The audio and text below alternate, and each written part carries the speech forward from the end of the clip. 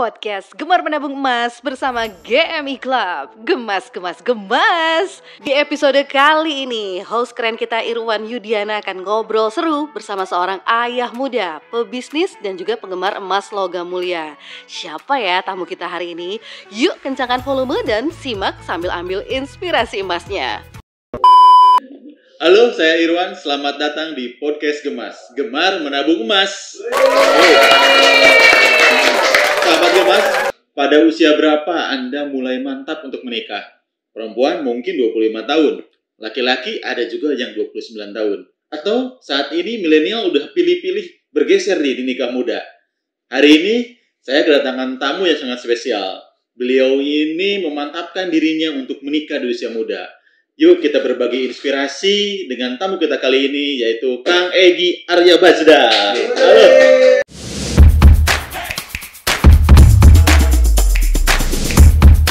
Apa kabar Kang Egy? Alhamdulillah baik ya. Ini benar nggak tadi saya ngomong namanya nih, Egy Aryabazda? Benar ya? Benar banget. Benar ya? Boleh tahu dong Kang, apa sih artinya tuh Egy Aryabazda itu? Agak unik soalnya jarang kayaknya namanya. Itu kayaknya memang dari sepenggal beberapa kisah-kisah pertemuan si Mama sama Papa waktu itu. Gitu. Disatuin harus lah. dikasih tahu ya. Kalau artinya gimana gitu. Ya waktu itu kan si Papa kan waktu masih menjabat, kalau nggak salah sih itu direktur di Arianti waktu itu dulu. Yang di Pasir Kaliki kan memang rumah Pasir Kaliki. Nah, kebetulan Mama itu kan adik tingkatnya agak jauh ya, 4 atau 5 tahunan gitu, 4 angkatan gitu. Jadi nggak tahu lagi apa, pokoknya ke kampus ketemu di bazar. Jadi waktu bazar di UPI itu di Isola, dia jualan, si Mama itu jualan. Tahu lah jualan apa, nggak tahu gorengan atau kayak makanan gitu kan. Waktu lagi wisudaan, biasa kan kayak wisuda kampus. Nah, itu digabung jadi Arianti Bazar Wisuda, jadi Aryabazda. Oh, keren banget ternyata ya. Ternyata memang unik juga ya. Kayak namanya ya, ternyata ada beberapa penggalan kata yang disatuin, tapi memang jadi unik banget. Oke, Kang Egy, balik lagi ke tema kita yang intinya itu. Sekarang Kang Egy umur berapa nih? Dan dulu kenapa memantapkan untuk menikah di usia muda? Sekarang tuh kelahiran 91 November, berarti masih 30-an. Oke. Udah tua sih sebenarnya. Jadi nikah itu 2013, pas memang kebetulan pas tanggal hari ulang tahun gitu. Jadi pas kebetulan di tanggal 4 November tahun 2013 itu bertepatan hari Muharram kan, tahun baru Islam. Berikut hari ulang tahun, berikut ya pas nikah gitu. Jadi memang udah diagendakan dari semenjak waktu masih di pondok kayaknya, masih SMA-an lah gitu, emang udah merencanakan gitu kan. Di pas ulang tahun di tahun sekian, karena bertepatan banget pas Muharram, itu direncanakan dari bertahun-tahun ya. Waktu masih mondok gitu kan. Jadi nikah itu pas malam, karena kan kalau di Islam itu Hijriyah itu kan ramenya pas malam Muharram itu kan, banyak yang anak-anak bakar-bakar. Nah itu kita bikin akadnya. Nah kalau di situ belum ulang tahun, karena jatuhnya kan masih tanggal 3 malam tuh ya. Berarti masih 21 tahun gitu. Nah pas resepsinya besok pagi kalau nggak salah jam 9.10-nya itu resepsinya. Ya itu pas ulang tahun 4 Novembernya. 4 November ya, dari 2013 ya. Jadi ulang tahun tuh ya nikah itu pas 21, antara 21 ulang tahun ke-22 lah, 21-an. 22 udah mantep menikah ya. Tapi kita dengar juga Kang Egy ini adalah pesantren dulunya, berarti mondok ya Kang Egy ya. Di mana dulu? Ya awalnya sih di Jawa Timur itu kan, di Jawa Timur. Gontor, sempat pindah pas SMA-nya pindah ke Tasik gitu kan, di Riyadul Ulum. Masih pondok alumni juga gitu. Oke. Jadi Kang Egy ini lulusan pesantren kayak ya, betul ya. Dan dia sekarang lagi berbisnis. Sibuknya lagi berbisnis nih. Berbisnis apa nih Kang Egy hari ini? Sekarang yang lagi difokusin sih di bidang fashion industri, produksi ya. Jadi sekarang lagi fokus dulu. Kemarin sempat nyoba macam-macam ya, karena mungkin masih jiwa muda juga, jadi pengen nyoba berbagai jenis gitu kan. Ya. Tapi emang jadi terkesan belum fokus kan waktu itu, karena kita nyoba barbershop, nyoba kuliner, nyoba travel juga, bimbel apa. Nah cuman memang udah di beberapa tahun terakhir ini kita lagi ngegedein sablon sama kaos ya, lagi ini lagi rada spesifik ke situ. Berarti ke fashion ya, ke dunia fashion ya pokoknya sekarang ya Kang Egy ini. Oke, Kang Egy ini saat ini udah dikaruniai 2 putra dan putri ya. Oke. Dulu pasti kan ada suka dukanya, boleh dong cerita kayak gitu ketika umur 22 tahun berarti ya. Kayak gitu udah mantap menikah dan sudah langsung dikaruniai oleh putra. gimana nih? Boleh ceritain dong ke... Ya, jadi dulu memang agak ditentang ya sama keluarga besar. Gitu ya. Ya maksudnya anak semester berapa? Semester 3 ya, maksudnya anak waktu itu masih di UPI kan manajemen. Ini apaan sih anak kecil gitu kan ngomongin nikah gitu. Masih sebenarnya sempat pertentangan yang ini sampai si mama sebenarnya mungkin itu sebenarnya nakut-nakutin gitu. Cuman buat saya malah jadi challenge karena waktu itu kan memang lagi menggeluti banyak pelatihan bisnis, lagi motivator lah, lagi banyak. Jadi kan memang oke boleh nikah tapi keluar dari rumah gitu kan. Sebenarnya itu buat mama nakut-nakutin, bagi saya malah oke gitu kan. Makanya saya dari semester 2 ke semester 3 waktu itu udah langsung cari ruko yang 2 lantai kan di Gerlong. Biar sekalian emang itu udah kalau fashion sih dari dulu kan emang udah main baju gitu. Baju ya dari. Udah langsung ini harus punya ruko nih, ngontrak lah kita paksain aja gitu kan. Ruko 2 lantai biar lantai 2-nya pakai nikah pakai tempat tinggal gitu. Nah niatnya memang ya kita biar pacaran halal waktu itu kan niatnya biar maksudnya ya biarin aja karena sebenarnya alasan paling mendasar itu karena anak semata wayang kan satu-satunya gitu terus nggak punya ya begitulah si mama sibuk dengan karirnya gitu kan papa juga ini keluarga juga semuanya wanita karir semua jadi memang karena dulunya basicnya di pondok jadi nggak terlalu biasa sharing ke keluarga gitu kan karena di pondok kan udah terkesannya memang dewasa lah udah malah kita banyak dikonsultasikan kan ini kayak mamang pengen punya anak anaknya bikinin dong gitu menjadi kesannya kita nggak bisa sharing malah jadi tempat sharing orang gitu kan oh ini memang pengen harus nikah nih karena harus butuh partner gitu kan untuk menemani perjalanan lah gitu kan jadi awalnya karena kesepian itu gitu kan kesepian karena sendiri terus biar bisa pacaran gitu nah awalnya memang kita ngunda dulu sengaja memang tidak mau hamil dulu gitu kan tapi tidak pakai KB lah gitu karena kan kalau di pondok kata kiai rada dipertentangkan lah mazhab itu gitu. Jadi kita tidak pakai ini. Nah, cuman karena ya namanya juga istri orang daerah ya orang Garut gitu kan. Garutnya juga Garut yang sangat gitulah gitu kan. Turki gitu turunan kidul pisan gitu kan. Jadi ya kalau tiap ini teh selalu dipertanyakan gitu kan. Kok belum punya anak gitu kan. Akhirnya nih takut malah maksudnya takut malah disangka gimana ya udahlah iniin aja jadi yang awalnya niatnya kita mau rada undur setahun 2 tahunan kayaknya baru setahunan gitu udah ya banyak dipertanyakan gitu kan ya begitulah gitu kan netizen gitu zaman itu gitu jadi ya udah diikhtiarin alhamdulillahnya di 2014an tuh langsung ngisi gitu kan 2015 udah ya Alessia itu kan di pertengahan 2015 udah lahir gitu ya itu aja itu tadi gitu mau udah masih kuliah Ratih itu ini sebenarnya dia kan di Unisba gitu jadi ke kampus Amil gitu itu kalau dibayangin agak bisa gitu dilewati gitu ya udah tinggal di pinggir jalan nih di ruko gitu kan terus kita masih ya kemana-mana motoran gitu kan terus dia sampai yang KKN terus sampai apa sih kalau kuliah tuh selain KKN tuh apa yang dia harus ya KKN sama yang ngajar itu apa dia kan ngajar di apa tuh di sekolah yang di Dago PPL itu, ya yang di Dago tuh yang apa yang anaknya Kang Emil tuh sekolah apa yang sebelah kiri tuh nah disitulah gitu kan dia harus ngajar tiap ini ya itu sampai begitu tuh lagi skripsi dan lain-lain gitu di pas itu tuh jadi agak serem juga sih kalau dibayangin. Jadi bukan jadi halangan ya sebetulnya kayak gini ya yang penting kitanya yakin apalagi tadi ada salah satu tagline nih pengen pacaran halal ya katanya ya dengan niat yang sangat mulia sekali memantapkan diri nikah di usia muda buat gen milenial sama gen Z yang mungkin sekarang iya juga sih yang dengerin yang nonton bener juga ya kalau kita ingin pacaran halal ya langsung menikah ya kayak gini ya bahkan waktu itu Kang Egi masih kuliah, begitupun dengan tetenya juga masih kuliah juga ya. Tapi semua halangan dan rintangan justru kalau buat Kang Egi jadinya challenge. Ya alhamdulillah sampai saat ini Kang Egi sudah memantapkan diri dengan bisnisnya dan juga menjadi agen GMB. Kang Egi ceritain sedikit dong dulu kenal dari mana sih Logam Mulia dan akhirnya menjadi member dan sekarang udah jadi agen GMB.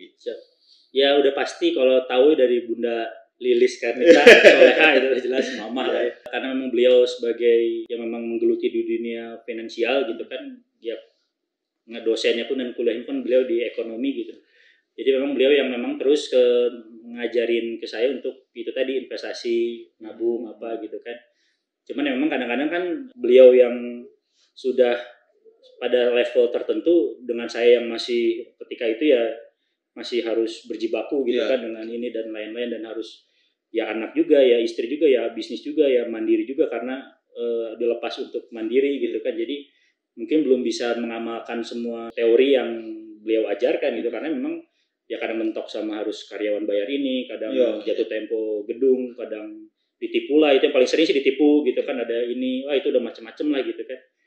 Nah jadi dari Bunda Lilis itu ya tahu tuh ya pas beliau gabung ya saya pun sebenarnya langsung gabung member waktu itu yang langsung ya. Waktu itu kan langsung 500.000 harus cash ya, waktu itu langsung ikut karena memang tertarik juga waktu itu kan langsung ini.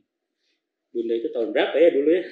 2000 mungkin 2012-an ya awal-awal GMI ya. Masih awal-awal banget, masih awal-awal arisan, pokoknya mengikuti banget lah waktu masih tiap bulan ke restoran-restoran, masih mengikuti semua lah yang gitu-gitu semua ya. Bisa kasih tips nggak Kang Egi untuk kita kan kayak gini bisnis ya, bukan seorang pekerja dengan yang tadi Kang Egi bilang mesti struggle juga, tiba-tiba ada harus bayaran karyawan, sewa gedung dan segala macam.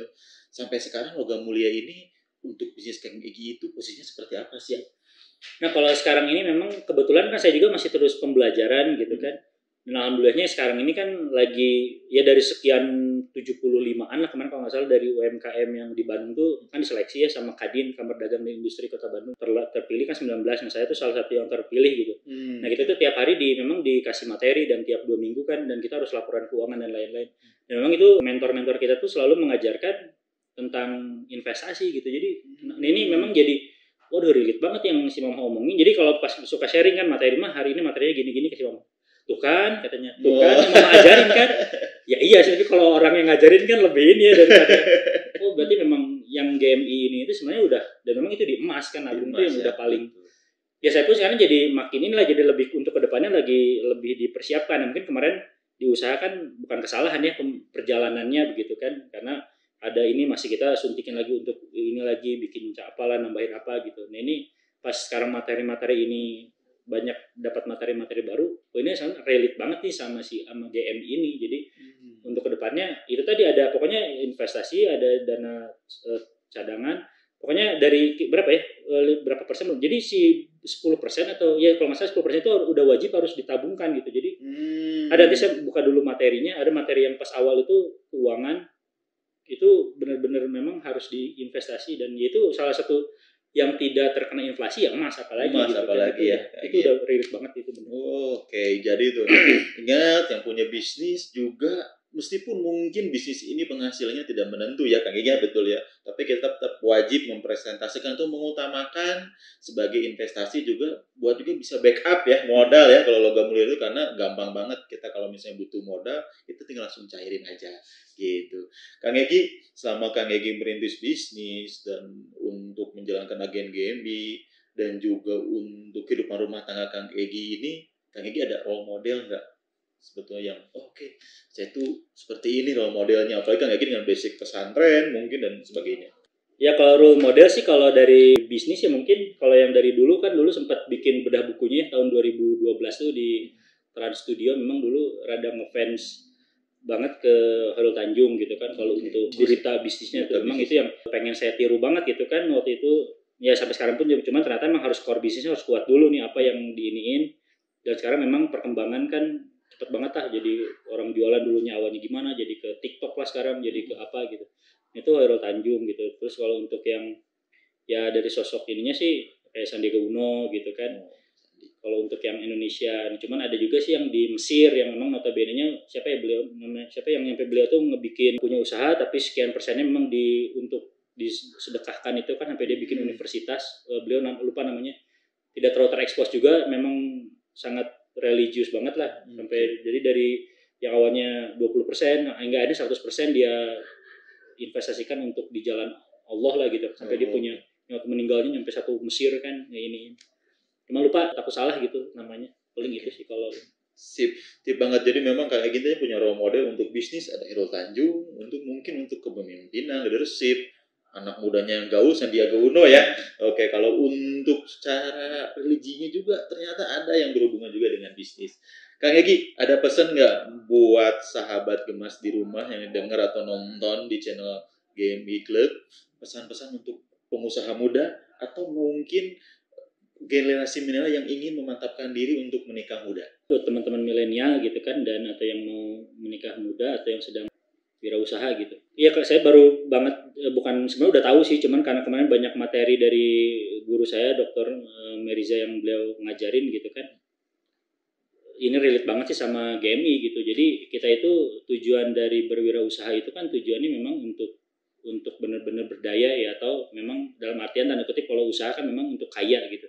Jadi kita itu ya harus jadi kaya beneran, bukan untuk jadi terlihat kaya gitu. Itu tuh sebuah yang memang tagline-nya simple gitu, cuman memang berdampak sih untuk keseharian. Itu menjadi mungkin kesalahan bukan kesalahan ya, jadi bahan introspeksi lah. Jadi buat kedepannya tuh saya lebih ini gitu. Kadang-kadang memang kita ada uang tuh dikembalikan ya untuk terlihat kaya itu tadi gitu kan. Jadi untuk beli barang-barang mewah lah kadang-kadang, atau pengen beli hal-hal yang sebenarnya buat apa gitu kan. Tadi malam pun juga ya, malam Jumat Agim kan biasa di Dartohid ngasih tahu gitu, kita kalau beli jam Rolex tuh mahal sekian ratus juta buat apa gitu. Maksudnya itu ngaruh nggak? Tuh jamnya juga tetap 24 jam, tetap 12 jam.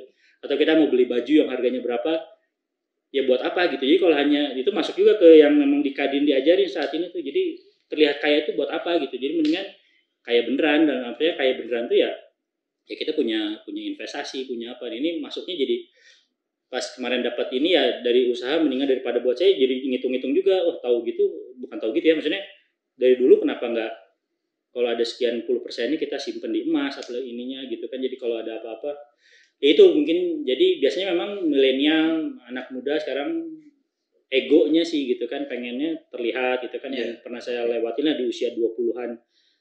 Pas sekarang mungkin kepala 30 udah mulai semakin mikir gitu kan. Dulu pas 20-an pengennya show up gitu kan, pengennya terlihat usaha ya, mungkin omset belum gede-gede banget tapi udah pengen terlihatnya gimana atau apa gitu. Padahal mungkin banyak di luar sana yang biasa-biasa aja, mungkin pakai jam juga ya Kelvin ya biasalah, jam-jam biasa, cuman emasnya banyak kilo-kiloan gitu. Amin. Situ gitu pas ya kemarin juga di situ lah diajarin sama mentor coach begitu gitu, ngapain terlihat kaya gitu. Ini kaya beneran, banyakin emas. Betul, sahabat Gemas, ingat ya, jangan terlihat kaya tapi kayak beneran. Jadi stop flexing, stop gitu. Kita jangan ikut-ikutin yang sedang lagi viral kemana-mana tuh. Ada flexing. Lebih baik kita memang kayak beneran. Jangan motivasinya terlihat kaya. Betul banget.